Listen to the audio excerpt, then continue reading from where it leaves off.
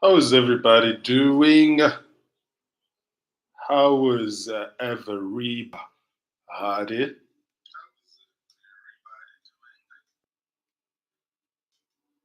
Sorry, we are flying it. We are building it as we fly. Building it as we fly, baby. Building it as we fly. This is my first ever live stream, which I've been very particular about not making live videos yet for various reasons that I'm not going to go into right now. But because of the magnitude of this video that I'm making today, I decided that this might actually be the right time for me to do a live video. And I hope that going forward, I'm going to be able to do more and more live videos. But then, folks, that will depend obviously on the performance on this video, and also it will also depend on the topic that I want to talk to at a particular time. As you can see, I normally just talk about things that matter to me, which I suppose affects the performance of the channel. Because you can talk about all kinds of foolishness and you can grow your page very fast and start making money. I understand that wisdom, but um, I've chosen this path, and so I'm just going to stick to it for now. I wanted to talk about South Africa. In the past, what do you want to call it? The past few weeks, I've done a series on South Africa's economy, infrastructure development, and things like that. And I've talked quite a bit about what I would do if I were so blessed and privileged to be in the South African government. I've covered a lot of key policy issues that have to do with infrastructure development and infrastructure investment, and I've particularly noted that these will add 1% to the GDP of South Africa. And I've already noted that that 1% is not even close to being enough. But looking at where we are as a country with 0.1% GDP growth recorded in the first quarter for the financial year of 2025, 1% would actually be considered a Herculean effort and achievement. But now, what I want to paint a picture now is in terms of what a government in South Africa will need to consider in terms of planning going forward. And then subsequently from this video, I'll do other videos to point in terms of once I've projected what needs to happen 20 years, 30 years from by then, what sort of variables and actions, policy actions that will have to be taken in the meantime to get the outcome that you want. As we all know, we all get the outcome that you are working for. And the outcome that you get is what you have worked for.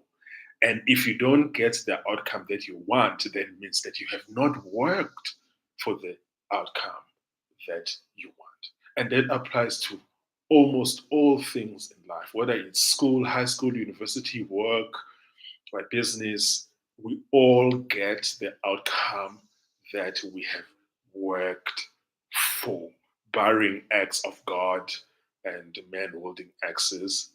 We all get the outcome that we have worked for.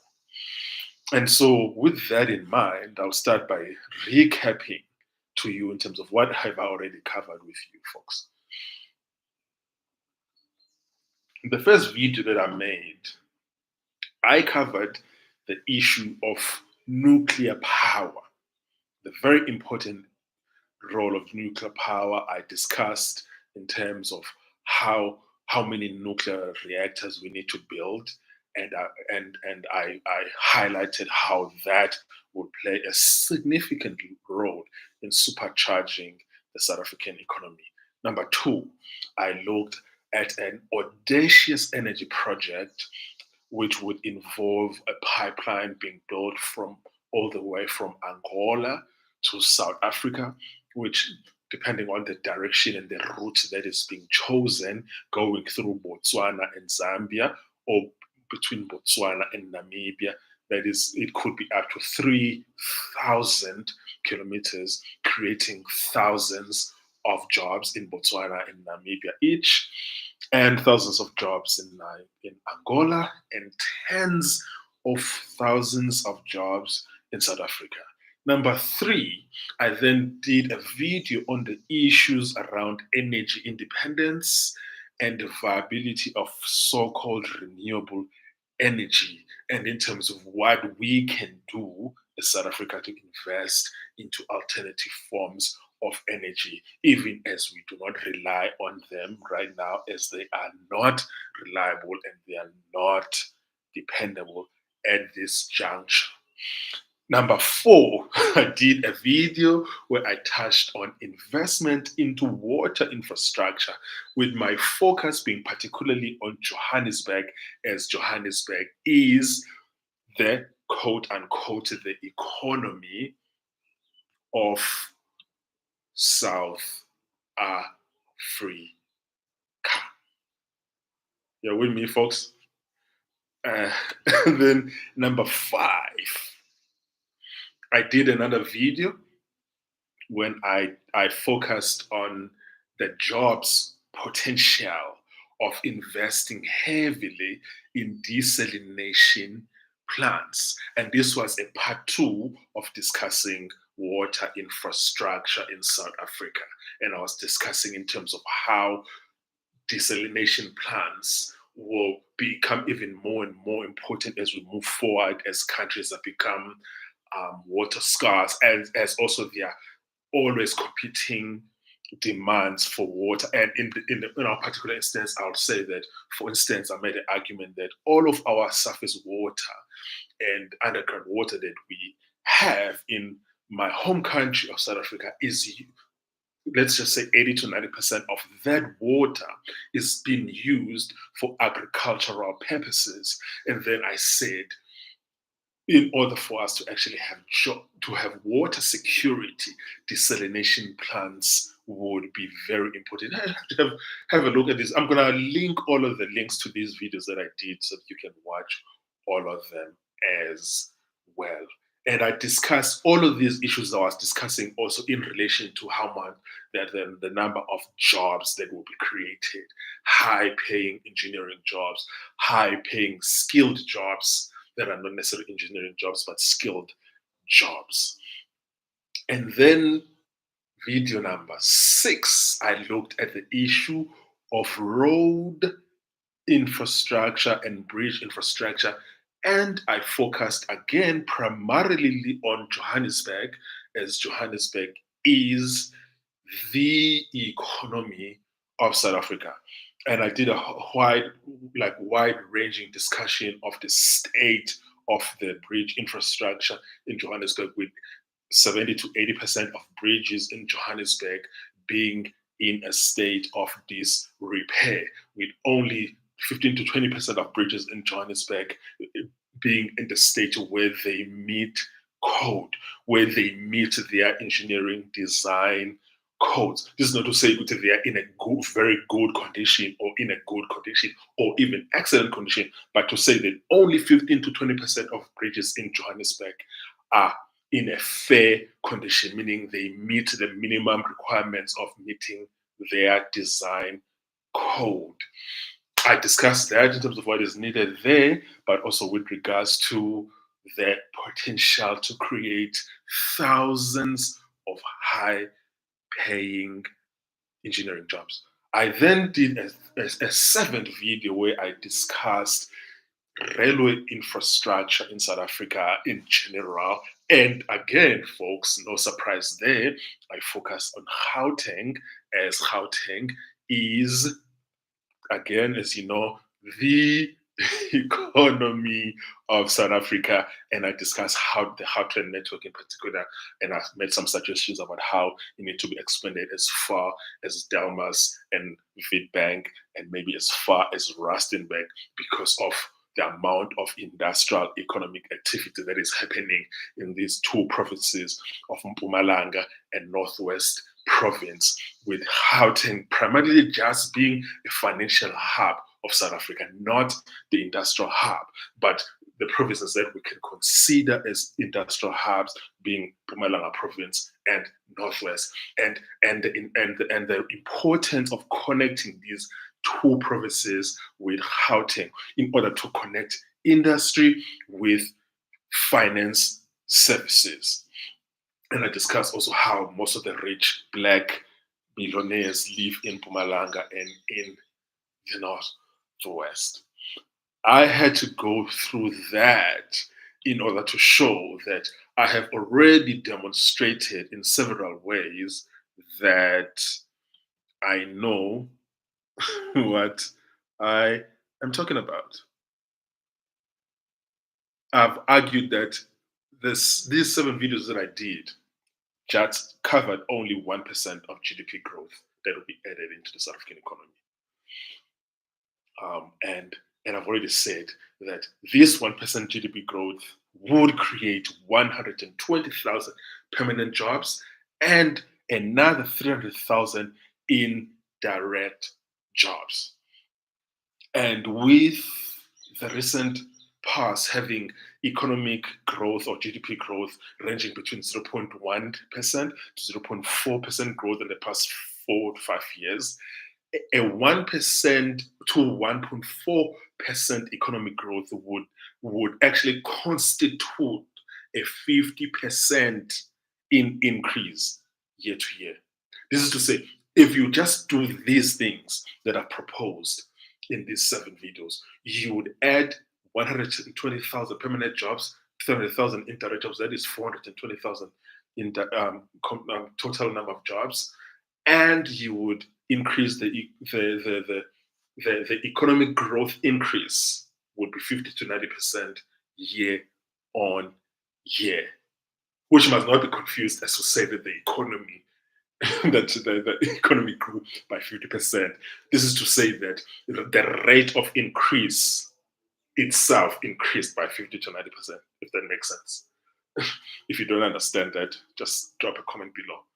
Yeah, because we are measuring growth rate, and if your growth rate is 0.1% and then you grow, and now your new growth rate is 1.4%, the change in that growth rate is 50 to 90%, if that makes sense. Okay, cool.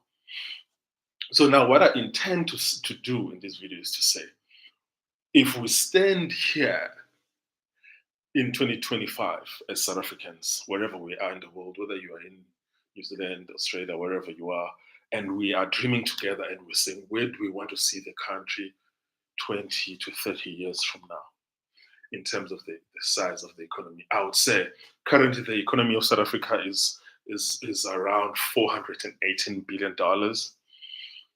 We would love to see the economy of South Africa in 20 to 30 years from now being around $2 trillion.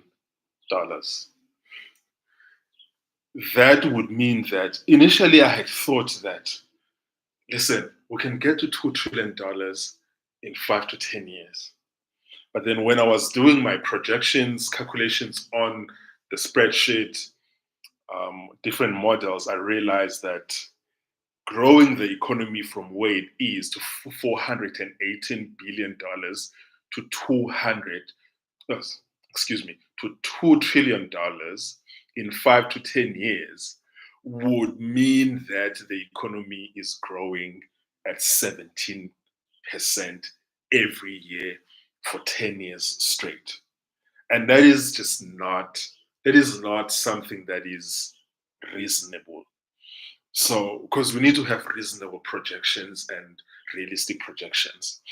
And then I had to look at another different projection model of saying, okay, say if you want to grow it then to $2 trillion in a matter of 15 years, what sort of growth would you need? And then I realized that you can get to $2 trillion in 15 to 17 years if you are growing the economy at 10% year on year, which is also quite high.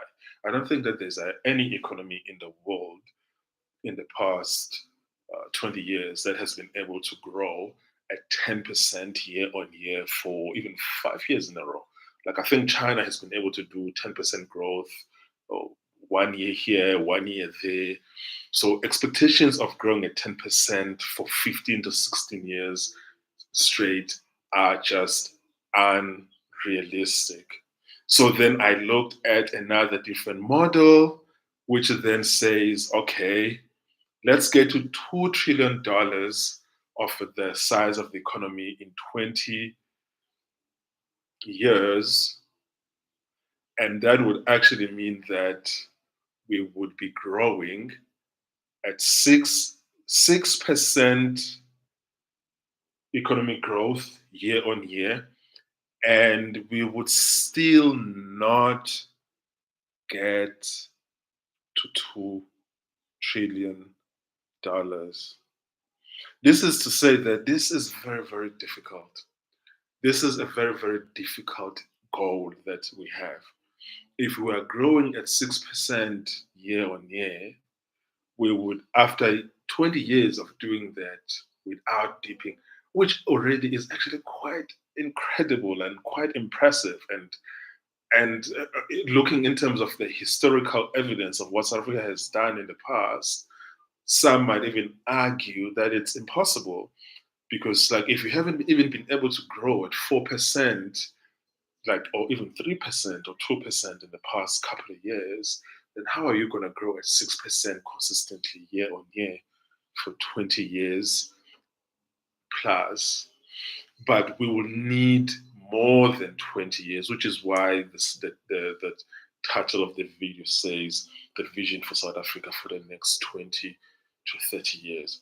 Because after 20 years, if you are growing at 6% year on year, you will be sitting at $1.3 trillion in terms of the size of the economy.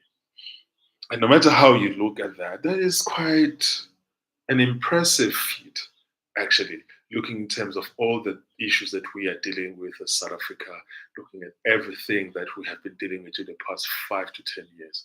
If the South African economy is at $1.3 trillion, that would mean that we have unemployment rate that is below 15%.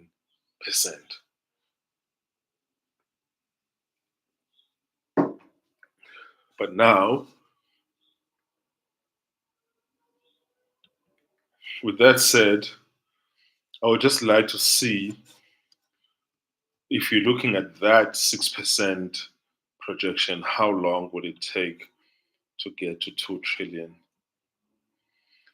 It would actually, I'm doing the calculation now, just tweaking something on Excel.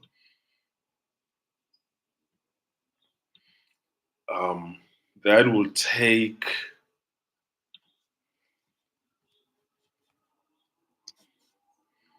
it will actually take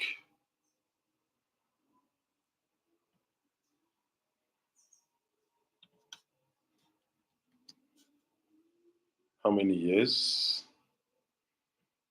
29 years, 28 years, no, 27 years.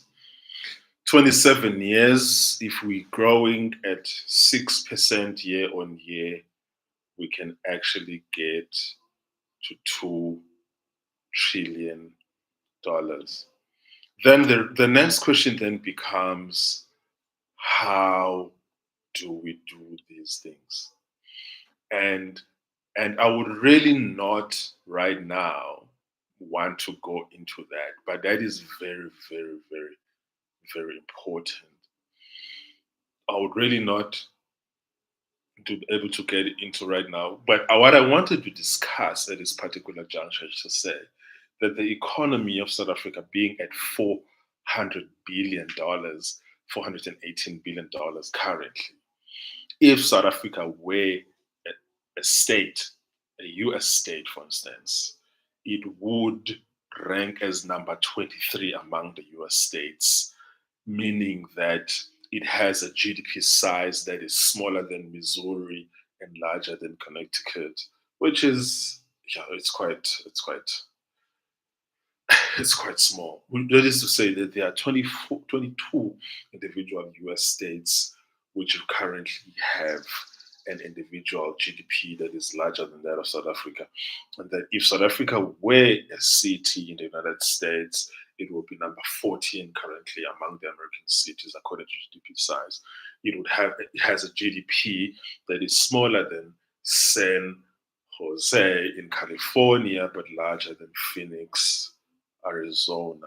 That is to say that there are at least 13 individual metros in the US with economies that are larger than that of South Africa.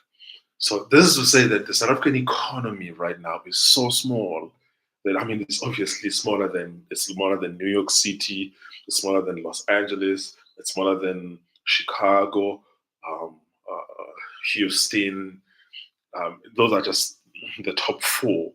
There are like seven more other cities that have larger GDP sizes than South Africa. That's just acceptable, folks. Yeah. So I would say that we need to aim for that, because if, for instance, South Africa gets to $2 trillion, $2 trillion in terms of economic size, that would mean that the South African unemployment would be reduced from 32% to around about 10.6%. That would be, wow, that would be, I can't even find words to describe that level of improvement. It's beyond impressive. And everyone, and I really think that like $2 trillion size of economy, 10% unemployment. South Africa has never had a situation of 10% unemployment ever before when it comes to calculating the unemployment rate of everyone in South Africa, including the majority black people. South Africa has had in the past consistently very low unemployment numbers for white South Africans, which have persisted even post apartheid. But in terms of having unemployment rates that low, or even single figure unemployment rates, if South Africa has a single figure unemployment rate, that would mean that South Africa has an unemployment rate that is comparable to any of the OECD countries, or any, if we just limit our discussion to Europe, it will have an unemployment rate that is comparable to European nations, and that will be quite impressive. And then when you've got to the level of, say, 2 trillion economic size, GDP size, and say 9.5, 10.5 unemployment rate, now you are actually at a place where you can say, okay, from here, say 2 trillion, we need to move from 2 trillion to 4 trillion. And we need to move our unemployment rate from, say, 10% to 5%. Now you are actually having problems that first world countries have. And now you are actually, and most of your people will have jobs when they want jobs. And most of your people who want to start businesses will succeed. When you are at that level, you are actually playing at a game that is, you would be among the top, say, top 8 to top 10% of economies in the world. That is something that South Africa, looking at its natural resources, natural talent of South Africans in terms of the education level and all the skills that we have in the country, including all the South Africans who are all over the world, including Australia, New Zealand, Europe, the US, Canada. We have enough, in fact, to be among the top, I'd say between top 5, top 6 economies in the world. That's how much we have really in the country in terms of if we're including what we can do in our agriculture, in our mining, in our manufacturing, in our value added sectors, in steel and aluminium, in a whole lot of other weapons manufacturing sectors. South Africa has opportunity has a real potential of being in the top 5 to top 6% of economies in the world. But these things won't just happen with this kind of leadership, absentee leadership. President Ramaphosa, who has no idea what the hell he is doing, ANC leadership, who are clueless about how to grow the economy, who are clueless about how to reduce unemployment. It won't happen even with the kind of political parties that we have who are currently competing with the African National Congress. So, with that said, folks, with that said, hit me up in the comments below in terms of what are your thoughts about all of this. And I will do a couple of follow-up videos in terms of now, since now we have a goal and an aim of terms of where we want to go to, since we now have a North Star, how do we get there?